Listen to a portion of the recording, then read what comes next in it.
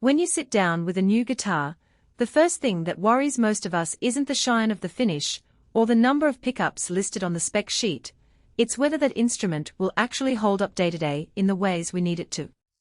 Will the tremolo stay in tune after a heavy dive?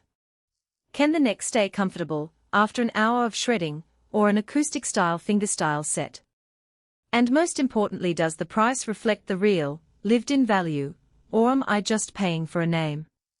Those are the questions I tried to answer before I picked up the PRS SE Chleo electric guitar in Orchid Dusk.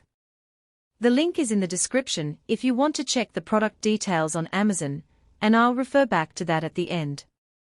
I've been looking at entry mid-range guitars for a while now, especially those that claim to bring the high-end PRS experience into a more affordable bracket.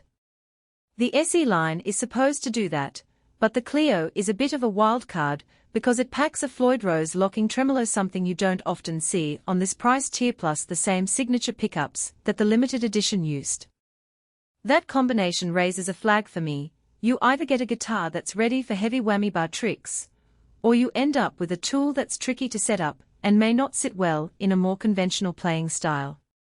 My aim in this review is to walk you through how those features actually behave in real use, so you can decide if the Chleo truly fits your needs, or if you'd be better off with a simpler, maybe even a non-locking bridge model. First, the tremolo system.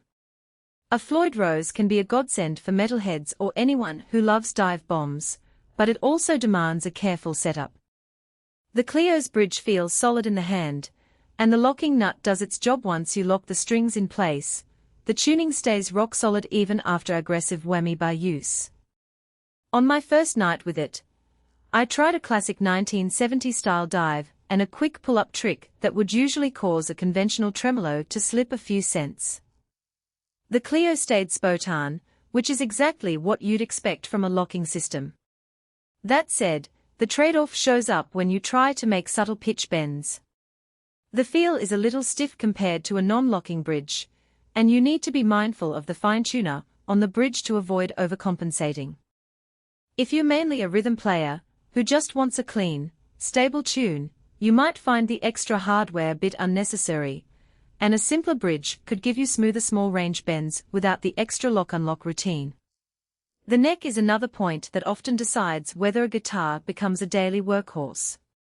PRS gave the Chleo a very thin front-to-back profile, which feels almost like a thin-body electric, or a fast player's jazz neck. The subtle increase in the fingerboard's radius, about a half-inch taller than a classic flat-relief shape, makes it feel like a hybrid between a feel-good shred board and a comfortable rhythm neck. When I played a full song set that mixed clean arpeggios, a few bluesy bends, and a handful of high-speed alternate picking runs, my hand never complained.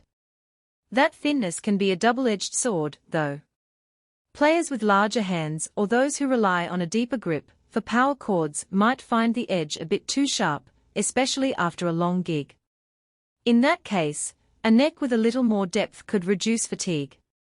One of the more subtle, but real advantages that PRS mentions is the copper-free lead PCB in the pickup circuitry. In theory, that design reduces hum and adds consistency across the three signature pickups. In practice, I noticed a cleaner low end when I rolled off the volume knob and pushed the tone controls into the higher frequencies.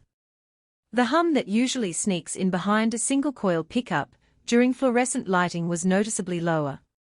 If you spend a lot of time recording in less than ideal environments, that reduction in background noise can translate directly into cleaner takes and less post-production hassle.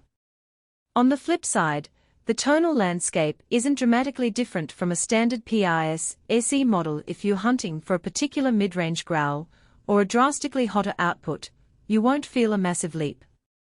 The pickups sound versatile, clear enough for clean jazz tones, punchy enough for rock riffing, but they don't rewrite the genre rulebook.